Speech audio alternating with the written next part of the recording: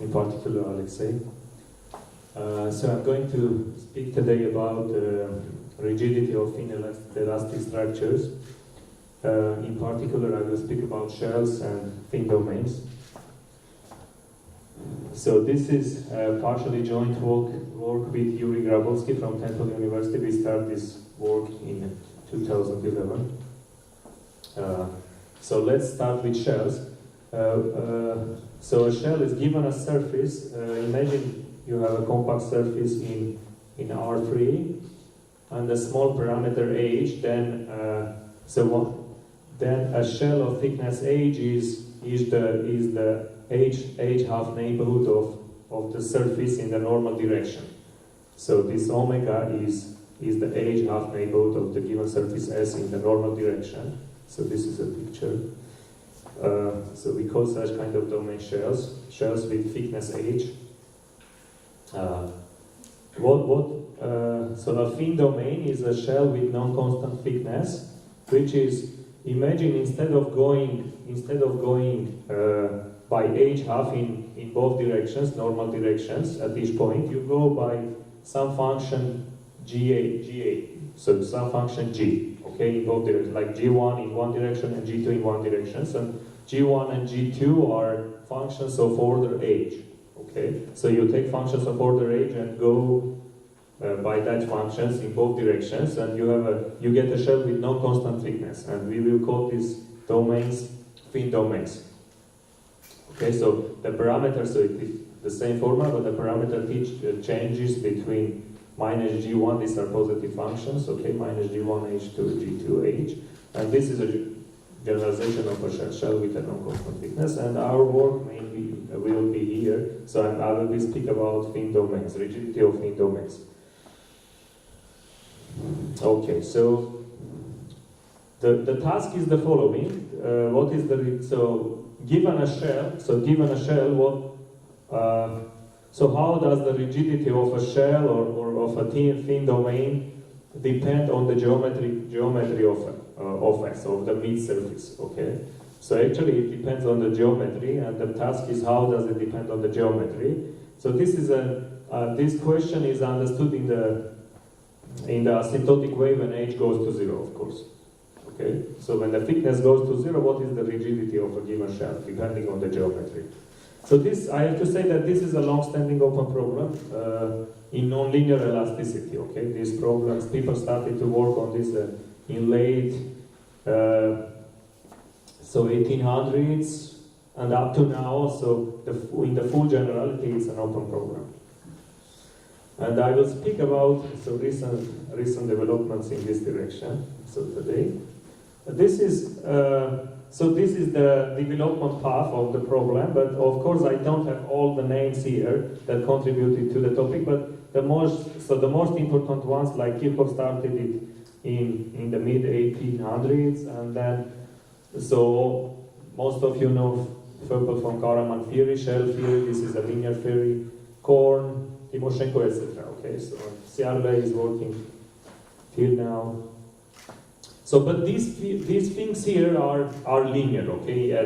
So are linear theories, and also there is a lot of understanding in the engineering community, okay? But this is all linear. This is all linear, and there were some new nonlinear developments here, okay? Advances.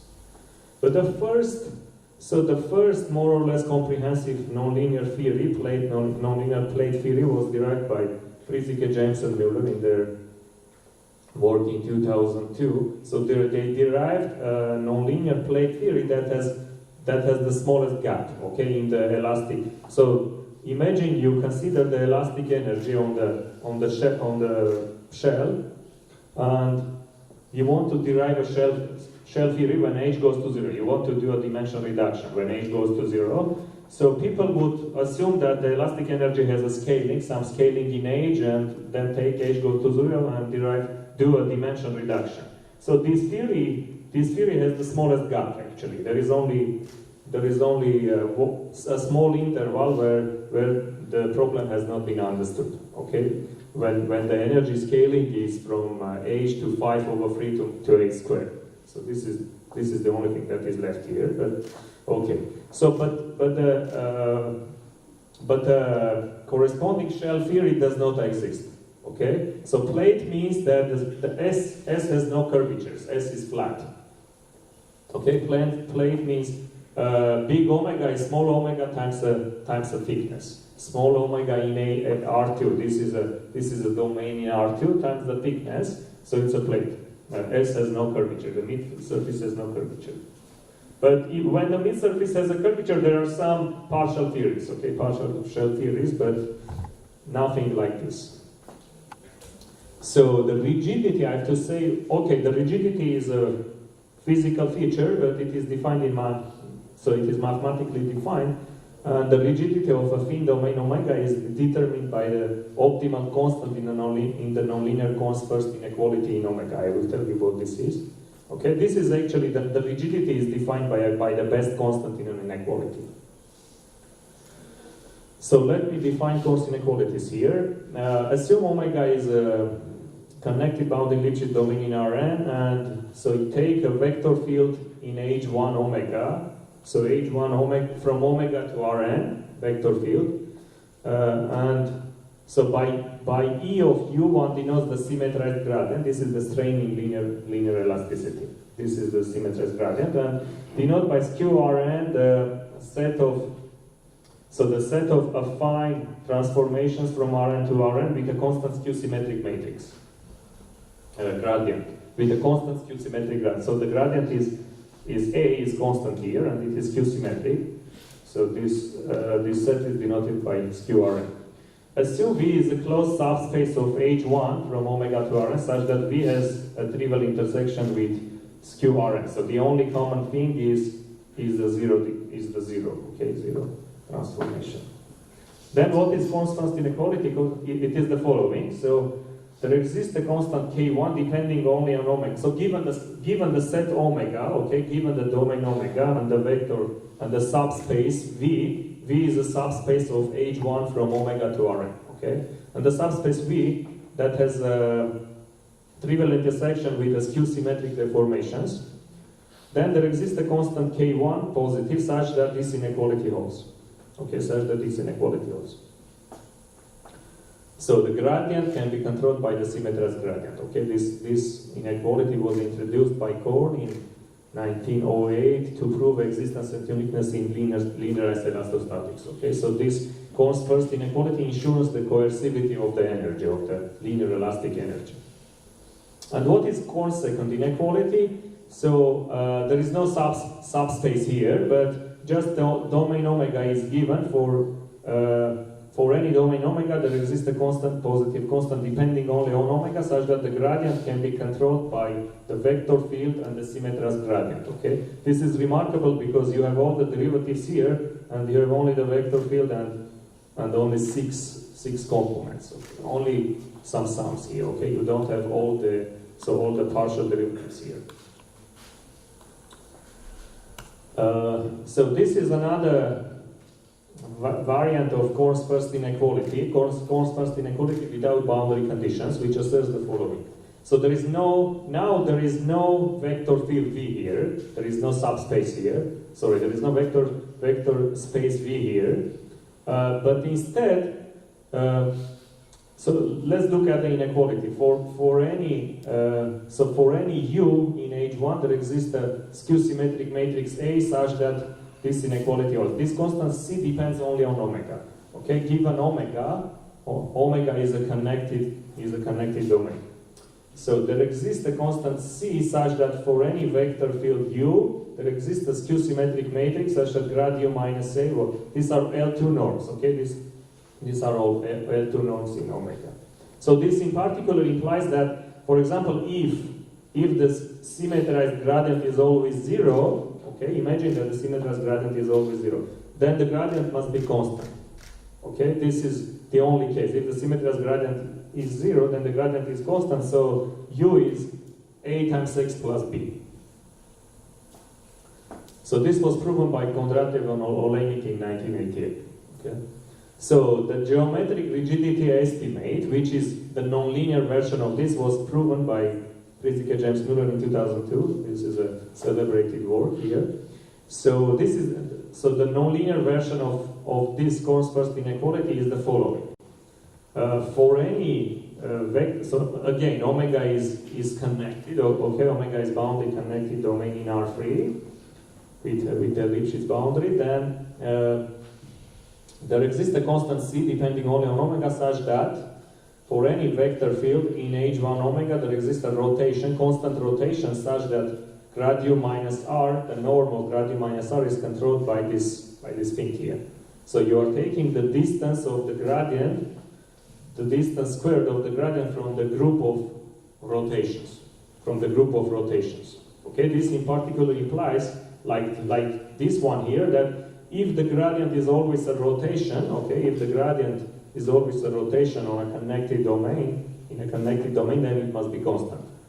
Okay, this generalizes a result by Reshetniak from differential geometry that says that if the sequence, so if one has a sequence UN such that the gradients, this thing goes to 0, okay, these things go to 0, then the gradients converge to a constant rotation.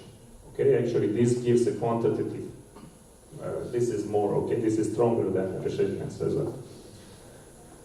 So the rigidity of omega actually is this constant here. So the best constant here, the biggest constant here is the rigidity. So let's classify. This is a conventional classification of the inequalities here by us. So let's classify. This is Korn's first inequality. U has to belong to a subspace. Then one has this inequality with a constant C1. C first, okay. So linear geometric rigidity estimate. This is Korn's first inequality without boundary conditions. Gradu minus A is a skew-symmetric matrix, and gradu minus A must be controlled by the symmetrized gradient with a second. So C second constant, okay. So geometric rigidity estimate of Friedrich James Müller, C third constant, okay, but gradu minus R. Actually, this result, so this inequality allows one to get compactness from the boundedness of the elastic energies, okay? From the boundedness of the elastic energies, because the elastic energy, actually, the nonlinear elastic energy has the wells at the group of rotations, okay? So the group of rotations is the well of the nonlinear elastic energy, and if one has this kind of results and bounded some kind of good boundedness of the elastic energies of a sequence of deformations, then one gets compactness from this inequality, and one can do dimension reduction, etc. So this is the key to deriving to the derivation of plate and shell theories, etc. With the best constancy, the better constant you have, the smaller the gap in the scaling of the elastic energies you get. Okay, the better, so the wider your theory is. What is the relation between C1 and C3? Oh, okay. It is believed that they scale the same. They have the same asymptotics when H goes to 0. Okay, so that's a good question, and that's the essence of this theory, actually. So this is the linearization. So remarks that this inequality is the linearization of this at the identity. When R is the identity rotation, so when R is the identity, it's a rotation, then by linearizing this around the identity, you get this one. Okay, so this implies this one, but the converse implication is known. Okay, this implies this one, but how given this one, so what constant C3 you get, the asymptotics may not be preserved. Okay, so the works that exist, okay, in the existing works there is no proof that given a shell in general you get the same asymptotics from here to here, but you definitely get from here to here. Okay. Korn's second inequality is the following. As I pointed out, so there exists a constant depending only on the domain such that the gradient is bounded by is controlled by the symmetrized gradient and the vector field itself.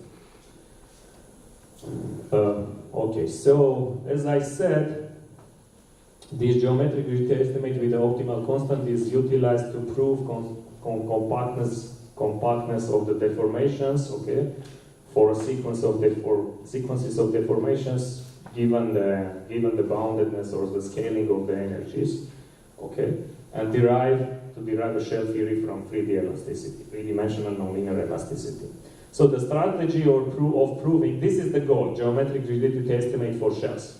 Okay, this is the open problem, geometric rigidity estimate for shells. It is done for plates, but for shells, for general shells, it is open.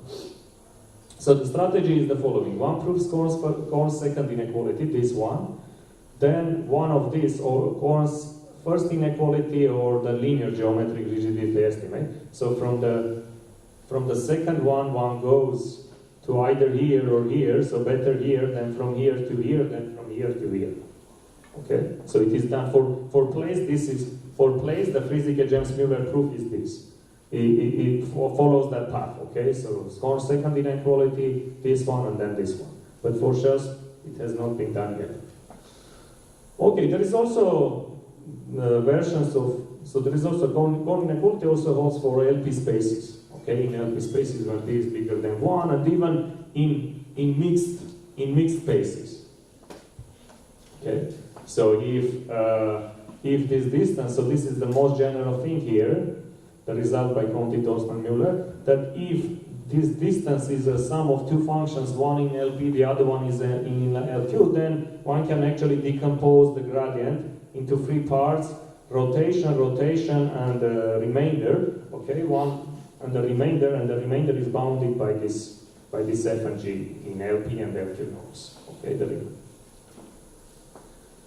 so okay, as I said, we are interested in asymptotic inequalities when H goes to 0. So the task is finding the best constant in the geometric rigidity. So the biggest problem is that the goal is the geometric rigidity estimate. But I will show you the progress here, what we have done.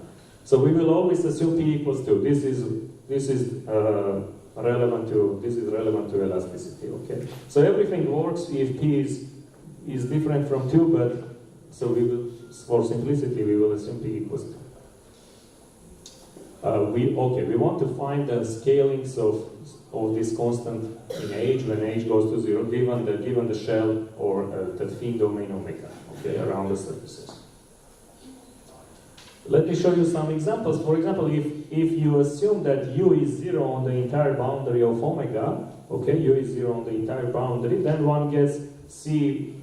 Actually, all of the constants are or they don't even depend on omega. Okay, one gets the first constant is exactly 1/2, and one can prove that the second and the third constants, that all of them are related, are all big 1. Okay, they are just constants, even not depending on omega. So the second example is consider thin rectangles, 0h times like 0l, and assume that the vector field is 0. The vector field is 0 so on the thin parts of the boundary, thin parts. Okay, at the top and at the bottom. Then one gets that the first constant scales like a squared. Actually, the first, the second, the third, they scale all the same, like a squared. So of course, two different shells have different rigidity. Like if you have a cylindrical shell, soda can, you compress it, it will buckle much later than if you have a piece of, if you have a plate, just with no curvature, you compress both, so this will buckle much later. So geometry matters. Okay, so now I'm showing you the result of Friese-James-Müller for plates. The constant, the best constant is scales like h squared in their estimate. Okay, so the best constant scales a squared. So the rigidity of a plate is a squared plate when there is no curvature. Okay, so the mid surface has no curvature, has 0 principal curvatures. Then the rigidity is a squared. This is the best constant. This inequality this is a lower bound, but this is sharp. Okay, so this is the result of Friese-James-Müller, and also they also proved with Mora that this inequality holds for shells. This is a universal inequality, okay? But this constant is not the optimal constant for shells. If the mid surface is not a plate, if the mid surface does not have a flat part, then this is not optimal, but this holds always, okay? But this scaling is not optimal, so the task is, what is the optimal scaling, depending on the geometry of S. So we started with Grabowski we started with cylindrical shells. So the simplest geometry that one can imagine after a plate would be a cylindrical shell, something like that, or a sphere or whatever. So we consider the cylindrical shell. And so the gradient in cylindrical coordinates looked like this on a cylindrical shell. Then we proved this estimate, that if you impose zero boundary conditions at the top and at the bottom of the shell, then cylindrical shell, then the constant changes, okay? In the first inequality, then the scaling changes from h squared to h3 over 2. So this was the first time that one had this is the first coarse inequality with a different scaling of the constant, different from h squared, okay, or h minus 2. And this is the ansatz-free lower bound that I'm showing you here. And so this ansatz actually gives that bound, realizes that bound. That's sharp. Okay, so this looks a little bit strange, but this is what. So if you plug this in the gradient here, then you calculate the gradient, you calculate the symmetrized gradient, you exactly get that the constant must scale like h to minus 3/2. Okay. So this estimate is sharp, realized by this ansatz. So the next thing was, we wanted to understand why the exponent changed, okay? So what is the reason for that? So for plates, as I said, one has a squared, the scaling a squared. Zero boundary conditions on the entire boundary, one gets O big 1, so there is no asymptotics here. Cylindrical shells, one gets h to 3 over 2 for the constant C1. The question is, what is special for cylinders? So it turns out that the geometry that I was talking about, the rigidity depends on the geometry. And what kind of geometry? Actually, that is the principal curvatures. Okay, that is the principal and the Gaussian curvature of the mid-surface. So consider a shell given by parameterized by the principal. Actually, one can. So this is just a model thing here. A piece of shell. Okay, we have a piece of shell of thickness h. In the principal variables theta and z, okay, theta changing from 0 to 1, z is changing between some functions in theta, and if one denotes the metric by a z and a theta, then and assume kappa z and kappa theta are the principal curvatures, then one has these relations, Gauss-Quadratic relations. And in the next slide, I'm showing you how the gradient looks like, okay, on the shell. So if you have a shell and a z, a theta are the metric, and kappa z, kappa theta are the curvatures, okay, and theta and z are the principal variables, then one gets this formula. And r is the normal direction, okay, is the variable in the normal direction, then one gets this formula for the gradient. Okay, the next thing we understood is that what is the geometry of a cylindrical shell in terms of the curvatures? One of the principal curvatures is 0 and the other one is constant, is positive. Okay, the Gaussian curvature is 0, but one of the principal curvatures is not 0. So we were able to prove the following. If you assume that one of the principal curvatures, the kappa z equals 0, and the other one is always positive, okay? Positive or, so it is apart from 0, positive or negative. Then one has the same estimate. We are assuming here, so one can impose many types of boundary conditions we are imposing boundary conditions only on the thin face, okay, of the shell, of the thin domain. For simplicity, we assume 0, but one can assume Robin boundary conditions, okay, it works. So the analysis works. then one gets the same estimate, okay? We get the same estimate. If one of the curvatures is 0, then, and the other one is never 0, then the constant has the same scaling, 3 over 2.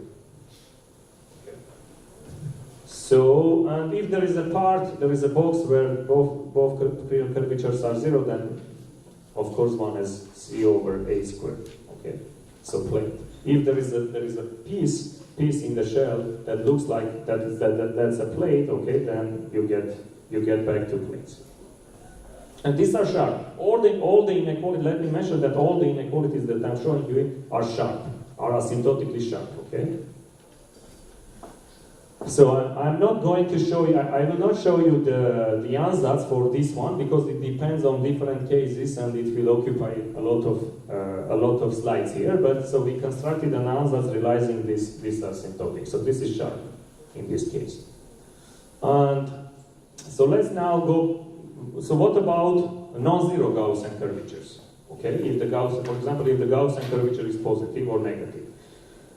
So I was able to prove the following. If the Gaussian curvature is negative, okay, if the Gaussian curvature is negative, then the scaling again changes from 3 over half 2 to 4 over 3, okay, a new exponent.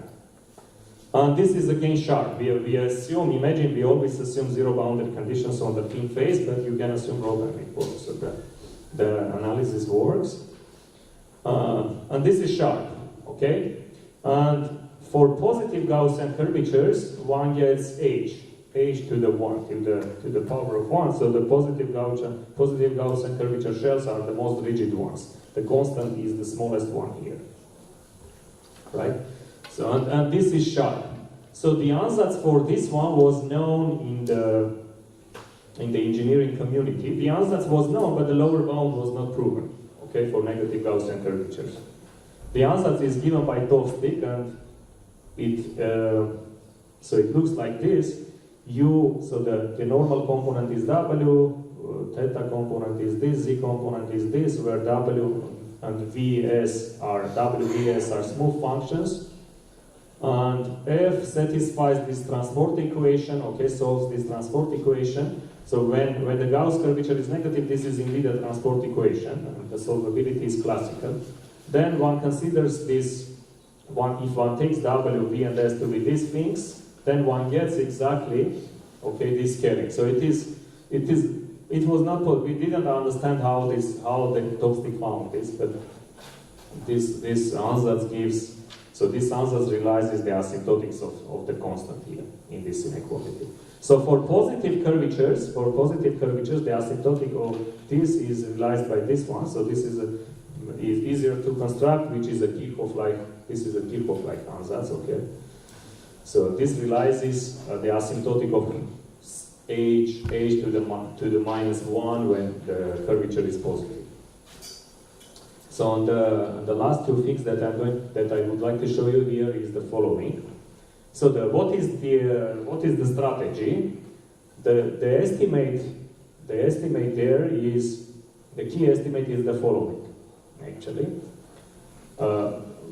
this key estimate, there was a similar estimate to this for these previous works, okay, for these previous works, and this is the key estimate for the next slide theorem that I will show you, okay.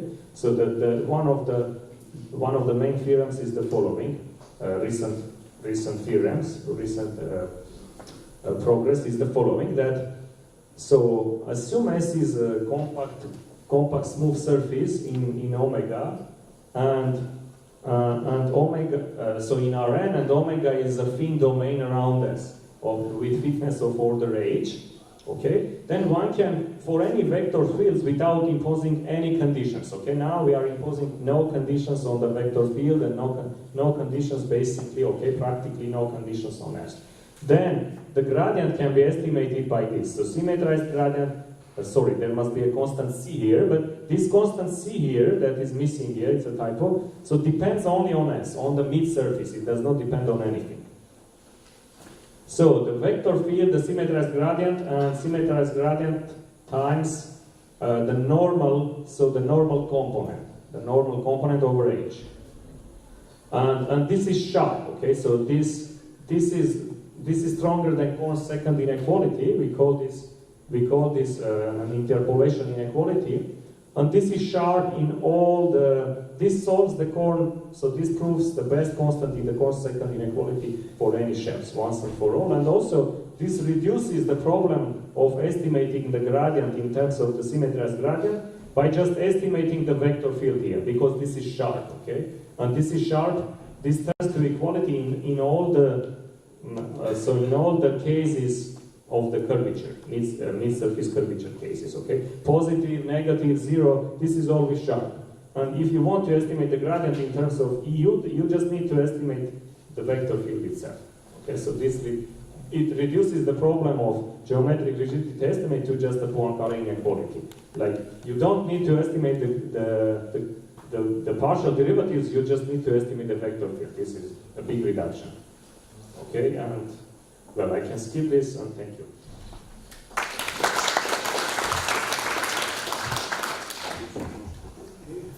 Questions, comments, please.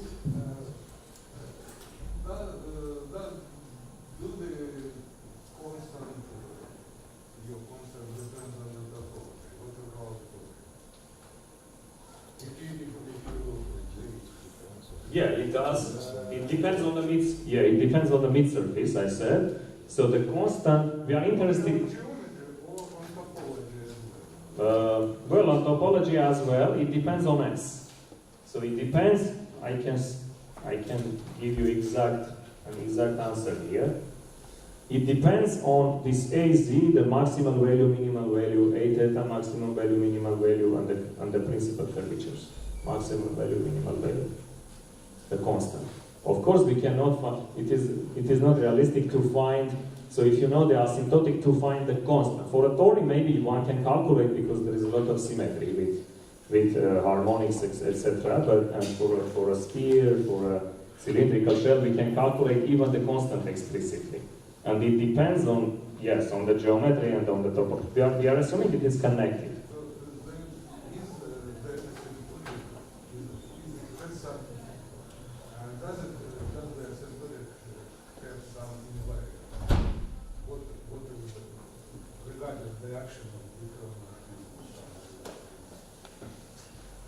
Oh, okay. Yeah, I understand that. So the asymptotic behavior, well, the asymptotic depends, as I said, only on the curvature, but the constant only on the curvatures. The constant, in terms of the h to some power, depends on these things that you mentioned. Okay, depends on the geometry and on the topology. So if you make if you apply a diffeomorphism, then one can. It depends on then the partial derivatives of the transformation would appear. You know, it will change, of course, but it is bounded. No, the asymptotic behavior does not depend. It's the same because as I said, the constant. So when h goes to, you fix s. S is fixed. Okay, only h goes to 0. The constant in front of h to alpha does not change. It's fixed. Yeah, the power of h is the same. Yeah. You're welcome. Okay, is there any connection with spectral problems that this best constant is eigenvalue or something? Yeah, sure. That's the smallest eigenvalue of the. If you formulate this problem as a if you formulate the variation problem as the Euler-Lagrange equation and in the form of an eigenvalue problem, then it's the smallest eigenvalue. But can it help in some way? I don't think so. This approach was left many years ago, and people never went back to that because it was not promising. You say that consider static deformation of your shell in non-linear elasticity state. Right. This is okay? Yes. Which type you take into account non-linearity of elasticity? Like constitution equation of material of shell or different? And after that we talk about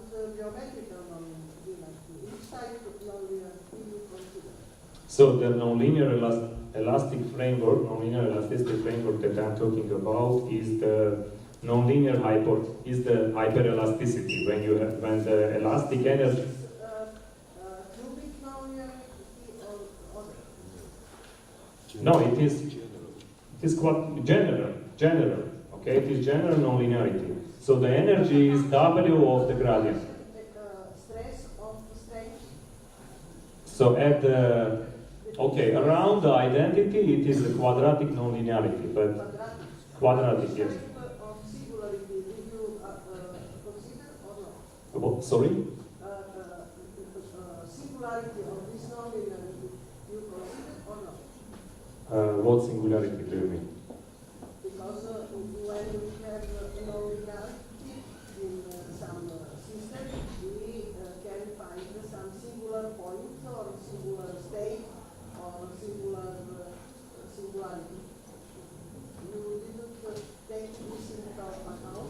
Okay, actually I don't understand the question. Maybe we can discuss it later. Yeah, so it's the fully nonlinear elasticity. The energy is W of the gradient, and W satisfies the framing difference, etc. Okay, you may continue your discussion Yes. during the coffee break, because there are only 15 minutes left for the coffee break. Okay, thank you very much.